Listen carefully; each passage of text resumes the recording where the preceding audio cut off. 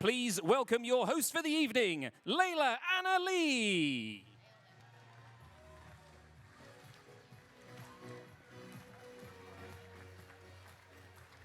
Hello. Welcome, welcome. Hello. Wow, what a wonderful full room. Welcome to the 3rd annual SME National Business Awards. Coming to you no less from the Bobby Moore Suite of Wembley Arena. Cheers to that. My name is Layla Anna Lee. And if you don't recognize this face, I'm clearly not working hard enough. Turn to page 11 of your brochures because there is a wonderful piece written about how important I am in the third person because I absolutely wrote it myself. Please read that. I figured that this room would understand completely the importance of self-promotion, right? And selling yourself, absolutely. So I'll tell you now, Instagram, at Layla Anna Lee. If you guys are on socials, hit us up, hashtag SME Nationals, and you can use the at SME Awards UK. So we are on socials tonight, and that will appear on the screen sporadically as well. Welcome, welcome. I'll be honest with you, it's going to be a long night. We have an absolute fuck ton of awards tonight. So I have a formula to get through them quickly because I know where your head's at, right? We're thinking about food, we're thinking about networking, and the after party straight afterwards as well. True? Yeah, it's true. So we're going to rush through this formula really, really well, and it's important that you don't drunkenly attempt to change the formula for me because I'm sticking to it no matter what. And it goes like this. I'm going to mention the nominees. We're going to name through all the nominees and then invite a guest on stage to announce the silver and then gold award winners, which is a slight change from our last year, silver and gold. We've also got, for the individual awards, a bronze award. Ooh, it sounds nice, but what it means is that if you don't win, you know exactly how far down the packing order you were. We have one rule tonight, and that is no smoking inside Wembley Stadium, ladies and gentlemen. I know, they want you to go all the way outside, out through the entrance that you came in, and my piss-poor reputation absolutely cannot be associated with being that girl that hosted the event that burnt down Wembley Stadium. So please, let's stick to that rule and go out the front. There is a smoking area there for you. Right, shall we begin? I think, are we ready? Nice and loud. Shall we begin? That's better. We're going to bring you 4 awards at the beginning. 4! And then we're going to have some dinner and the other awards after your dinner. So we are going to begin by welcoming from Clydesdale Bank, Jonathan Byrne.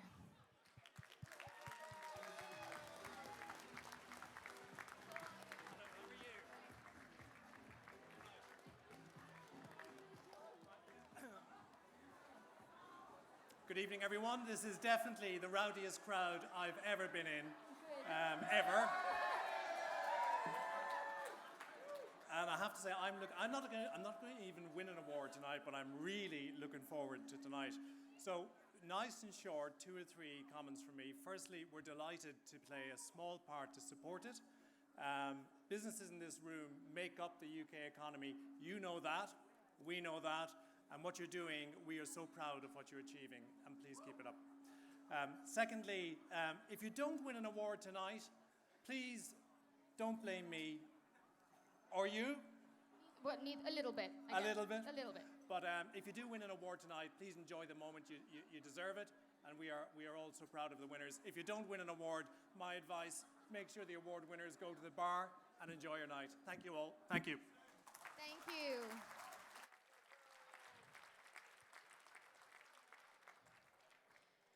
Now, we are delighted to be partnered with 2 charities for this evening, which we are looking to raise money for as well as awareness. I think we'll all agree that everyone in this room is privileged already just to be in this situation, so we love to try and pass it forward wherever you can. And we'll start by hearing someone from the Royal National Institute of the Blind People. Please welcome the Director of Services, David Clark.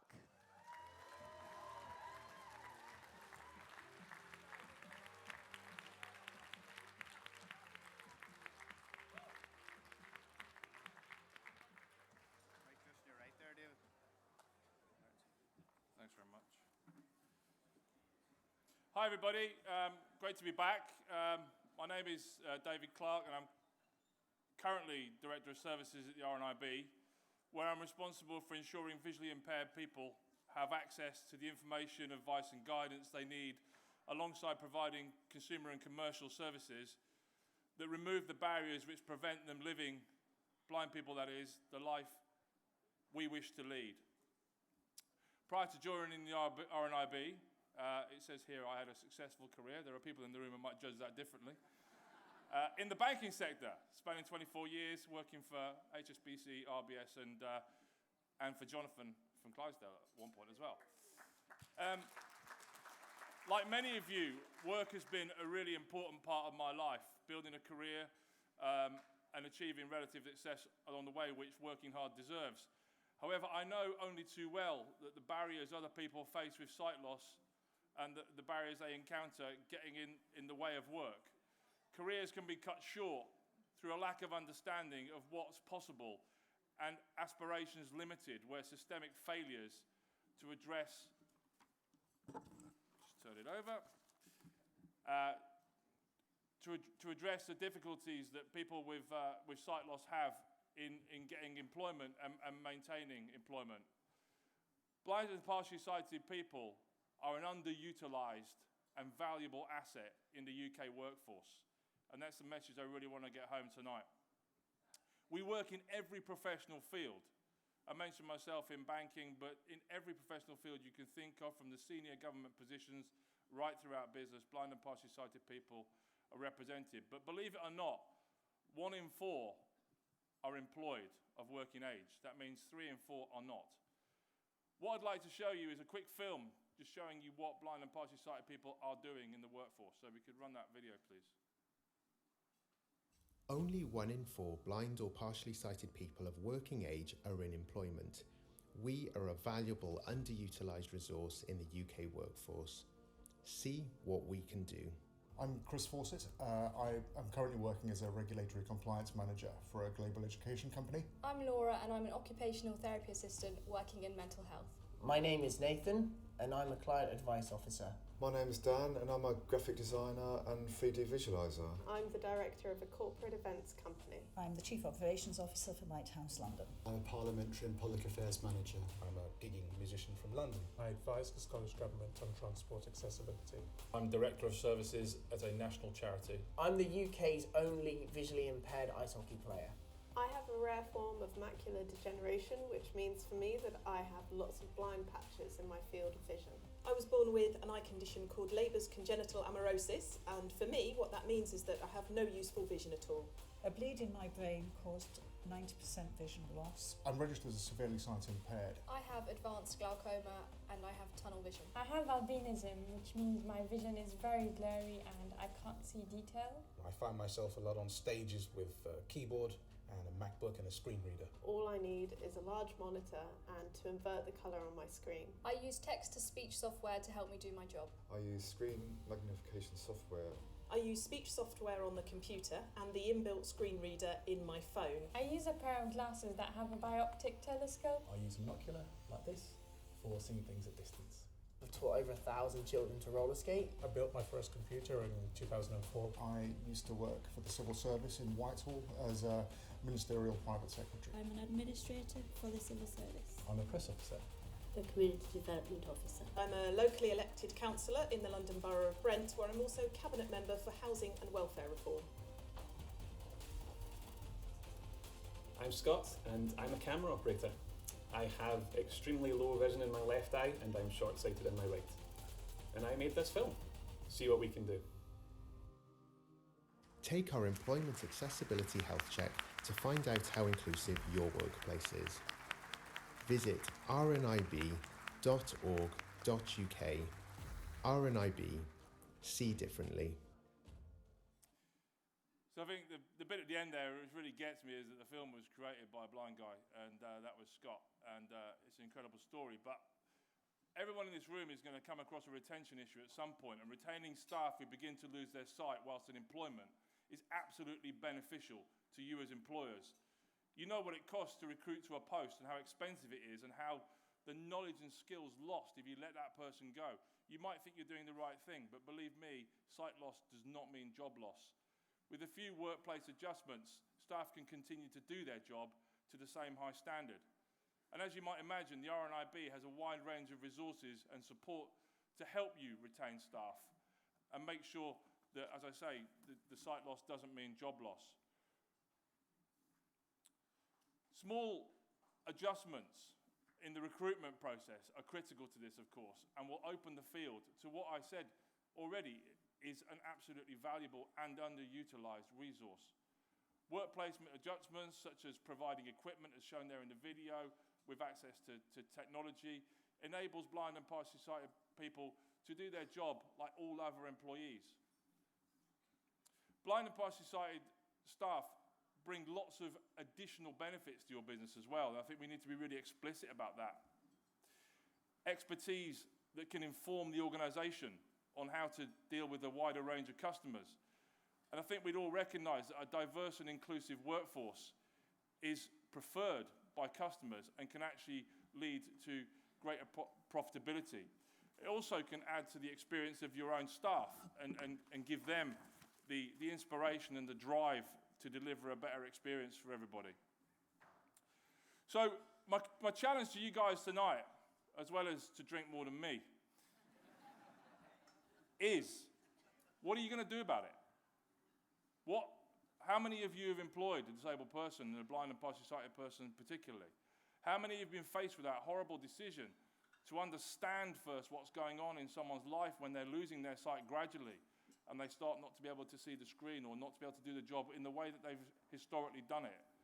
What kind of decisions are you going to take to ensure that those people remain economically included and socially included by retaining their job? Now, as you might imagine, RNIB can help a lot with this. We've got the tools, we've got the expertise. My colleague Martin O'Kane, who heads up our employment services, here tonight. But the skills we have are to enhance your business's understanding of what blind and partially sighted people can do. And the two things: one, retention. Let's bring a halt to the problem of blind and partially sighted people losing their jobs because of sight loss. And two is recruitment. I'm telling you, it is an undervalued and underutilised resource that's there and ready for your businesses to take on board. So let's look at those recruitment practices. Let's look at how we interview on skill and not on prejudgment. And please, you've got the cards in your bags tonight, which includes a magnifier. So if you really do have too much to drink, it will help you home. It's got our helpline number on there. Any employment advice you need at all, give us a call. We'll be more than happy, because every job recruited to and every job saved makes people more economically valuable, more socially valuable, higher self-esteem, and a more diverse workforce. We are hugely grateful to Damien and his team and the whole of you guys tonight to help us raise money for RNIB and help us continue to provide these services. But really the key message we want you to hear, we want you to see on the slides, is that sight loss does not mean job loss, and let's work together to ensure that people are retained in employment and gain employment on an equal footing. Thank you.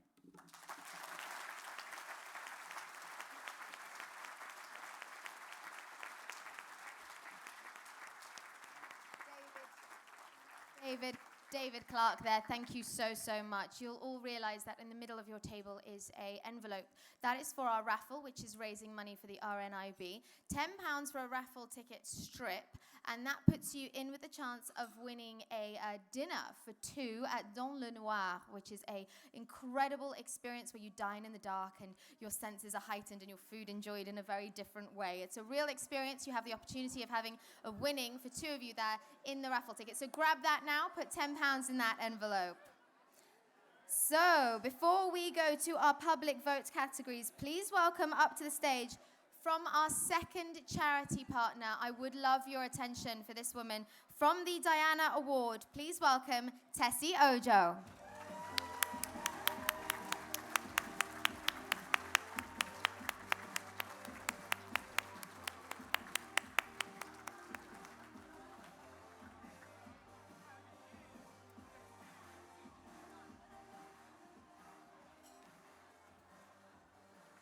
Good evening, everyone. Good evening, everyone. Good evening. I'm assuming we haven't drank so much yet, so we can still listen. It's really hard to follow David. I feel a bit cheated to come straight after such an amazing speaker. But thank you so much. What an amazing honor to be here. My name is Tessie Ojo, and I am the Chief Executive of the Diana Award.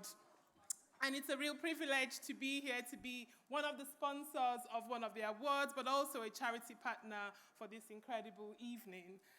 Thank you to Damien and his team. I have the privilege, like I said, of being here, but also of being at the Women's Award next Thursday, and I was having a conversation with June on my table, saying that, you know, I have to get a new dress next Thursday, obviously, just saying. My husband is here, so I have to let him know that if you're going to the Women's Award next Thursday, please buy a new dress.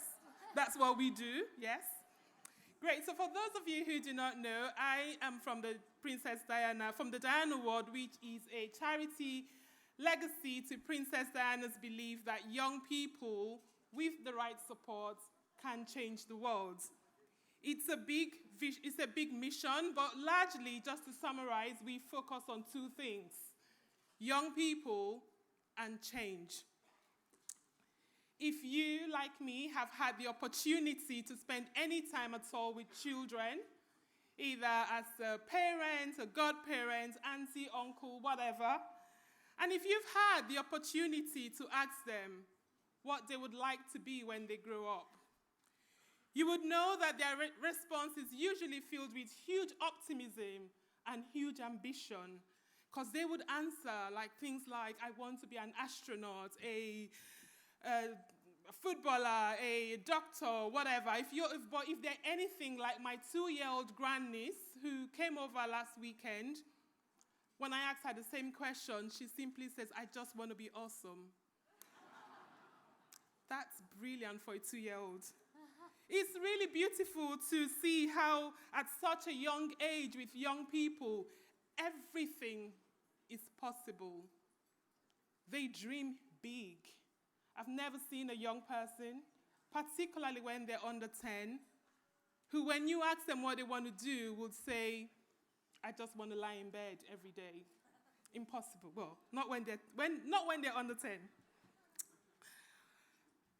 By the time, however, these young people reach the end of their school life, the dreams for their future are likely to have changed. For some, as they walk out of those school gates, they know they're going to pursue their dreams, and they're very clear about how they're going to get there. But for some others, they leave school with very little aspiration. Something changes between those ages of 10 and 16 or 18 when they finally leave school. At the Diana Awards, we completely believe that every young person across the UK should grow up knowing that their dreams are worth pursuing. But we're also painfully aware that hope and ambition for some young people is a luxury, especially for those young people who are living within the boundaries of restricted social mobility. For those young people growing up with this reality, many are lacking something that's incredibly important for success: just a role model. Someone who informs and inspires them. Someone who not only tells them how to be successful, but shows them. Someone who helps them realize that dreams can come true. Research tells us that young people growing up without a role model are less likely to stay in education. But even when they do, I find it really hard to navigate life after school. This is why at the Diana Awards, we are incredibly passionate about mentoring. Because a mentor in a young person's life is someone who simply says to you, you can do it. I believe in you, and I will show you how. Words that are so simple, yet for some young people, those words are a huge luxury because they never barely hear those words. Tonight we celebrate your success. That's why you're here. But if I went through this room and asked some of you, the reason behind your success or the journey behind your success. I am sure that some of you will tell me about someone at some stage in your career, someone who believed in your dream, someone perhaps who opened their black books for you, or someone who dared to invest in your dream. This same thing applies to young people, yet for some young people, it's only a luxury. It never happens. During the silent auction tonight, you will have the opportunity to donate to fund a mentor in a young person's life. By doing so, you're going to be doing three things. You're going to be standing up for mentoring, telling a young person that you might never, ever meet that you believe in them. You're also going to be helping bridge that poverty gap, that gap that tells a young person that if you live in this estate, you're unlikely to ever be in a place like this. Thirdly, you'll be doing one more thing. You're probably investing in your next employee, that person who might come onto your company as an apprentice, or even your marketing director, or someone who might just help you win that next award. Princess Diana very much believed that young people have the power to change the world. But we know that young people simply cannot change the world alone. They need guidance, they need support, they need mentors. Basically, they need you. Have a wonderful evening. Thank you.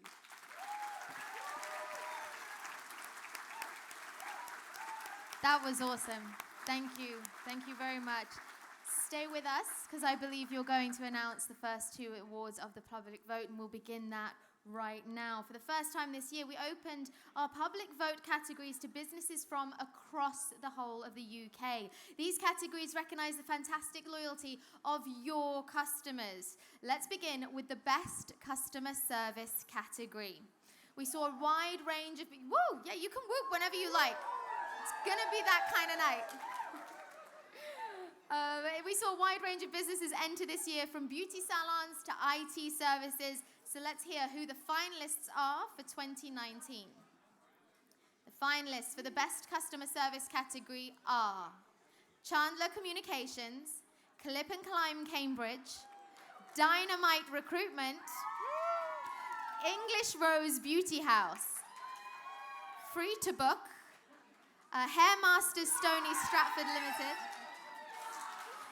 Images Hairdressers, Nicom IT Services Limited, Ready Steady Roll, RTA Mortgage and Financial Services Limited, the Showroom Doncaster Limited, the Woburn Hotel, Watton Recruitment Limited, Wellingborough Wills. So, we will begin with our first new award. Tessie, if you could please announce the Silver Award winner. Okay, drum roll. Come on, drum roll. Right. And the silver winner for best customer service is Clip and Climb Cambridge.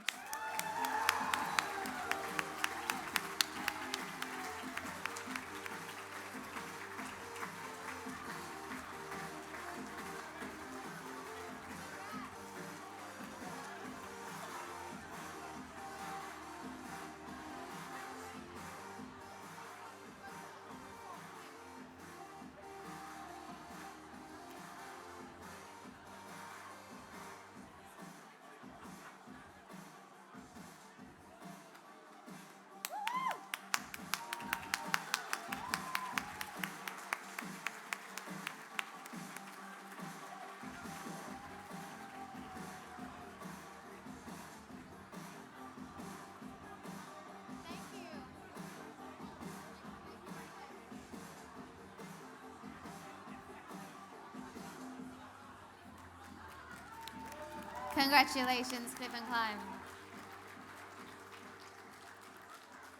And now over to you, Tessie, to announce our gold winner. Okay, drum roll again. Come on, guys. And the gold winner for best customer service is Hairmaster Sony Sharma.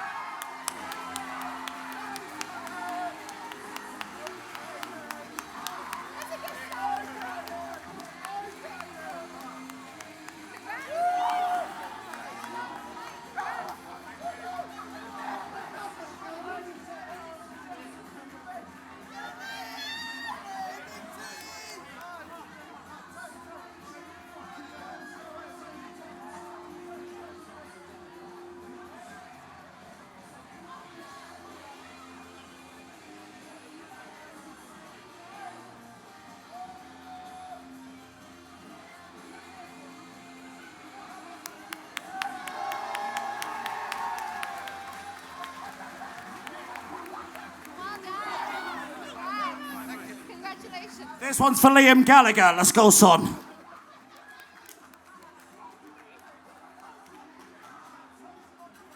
Okay, well that was award number 1. I can only imagine we go downhill from here, right?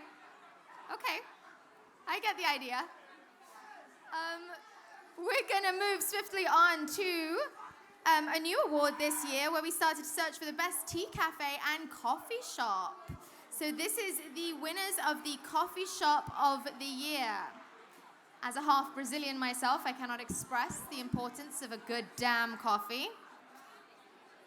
And so I will begin by telling you the nominations now. Our nominees for the best coffee shop of the year are A. Bell & Co., Bold Brothers Coffee, Bourbon's Coffee Shop, the Apotha Coffee Shop at Jay's and Earls of Barton, and the Workhouse Brixworth Limited.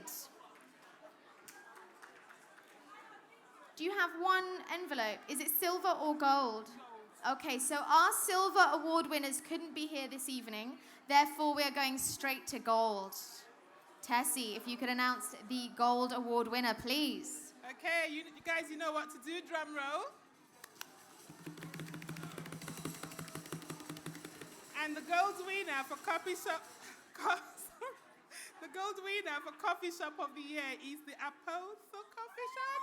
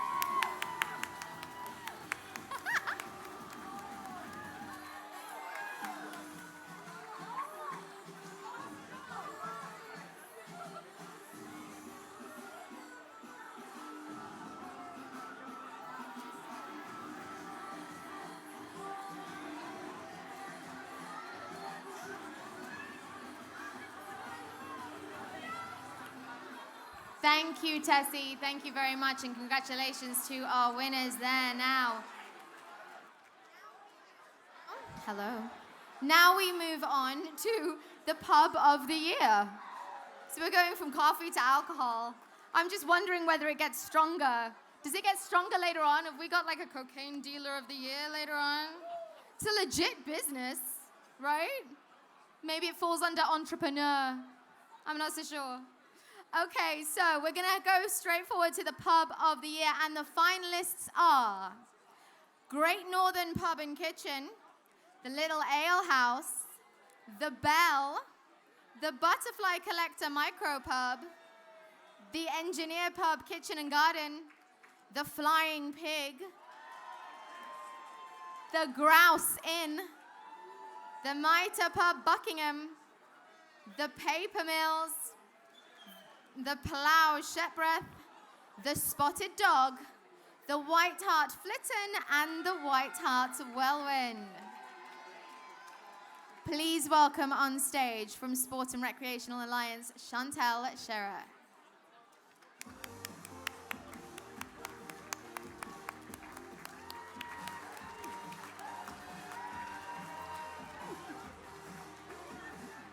So I believe you have a silver envelope in front of you. I do. If you could do the honors, please.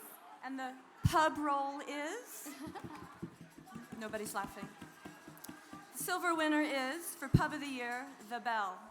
The Bell.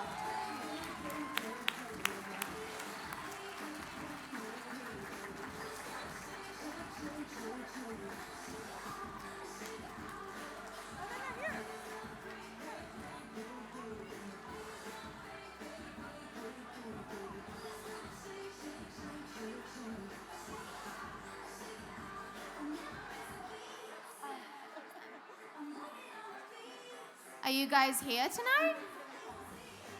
Oh, there we go. Hello. Congratulations. There are steps here. Take your time. Take your time, no rush.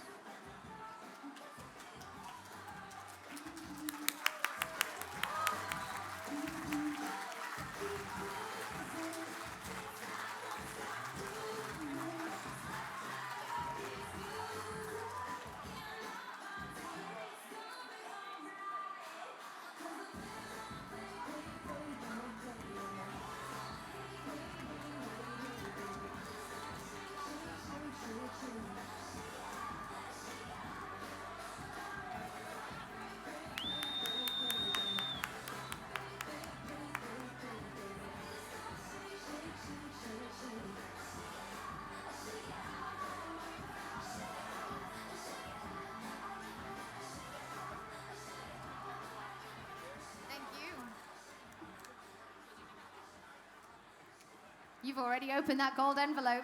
I'm just afraid I couldn't. Waste no time at all. Go for it. Our gold winner is... So the gold winner is the Butterfly Collectro Micropub.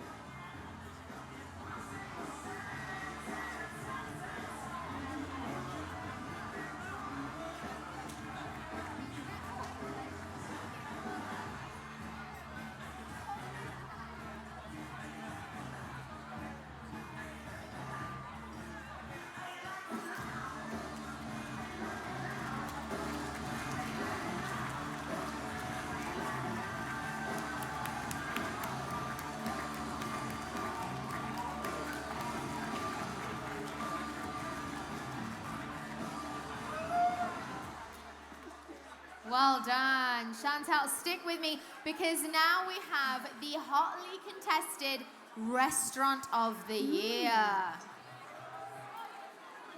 The finalists in this category are Chit Chat Chai, Dalcini Spice, Fontanella's, Fratelli Amtil, Fratelli Chiacetti, Go Horton Bar and Restaurants, Horbeck Grill, La Pergola, Louis, Oliver's Restaurant at the Woburn Hotel, Smoke Shed Bar and Grill, the Magpie Cafe, Turmeric Gold, and those are our nominees. Chantal, go ahead with our silver envelope. Great. So, the silver winner for Restaurant of the Year is Oliver's Restaurant at the Woburn Hotel.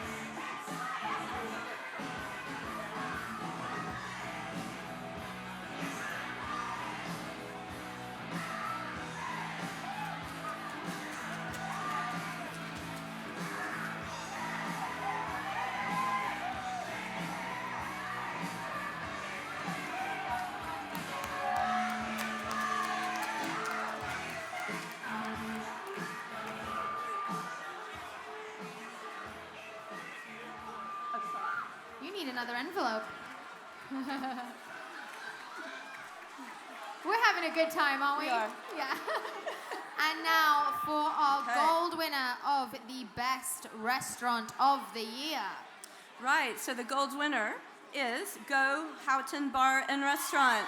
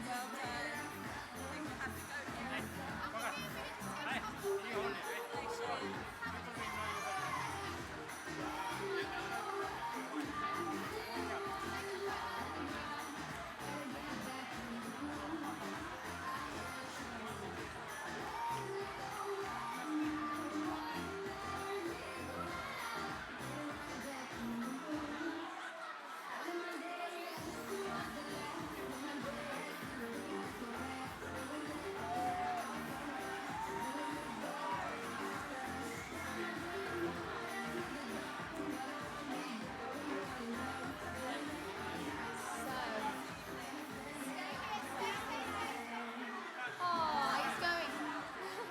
If I could just ask, so from Go Horse and Bar and Restaurant, congratulations to both of you.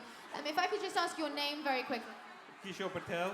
Kishore Patel, if you could tell us a little bit about your restaurant and what you did right this year. Okay, we've been going for 4.5 years. We started from a completely shut down pub. It's an amazing, the tribute that goes out to our 25 people who are working absolutely solid tonight. We don't have one seat left tonight. And that's why hence we couldn't bring our head chef tonight, right? But absolutely splendid. We've done every year we innovate, all right? And it goes down to obviously the local community and the regular guests who have been supporting us year in, year out. And it's absolutely fantastic. I'm a retailer by heart. Restaurant was an accident, and I love it. I love the buzz, everything. Go Houghton, go Watford, go Stevenage, go Milton Keynes. It's coming. Thank you so much. Congratulations.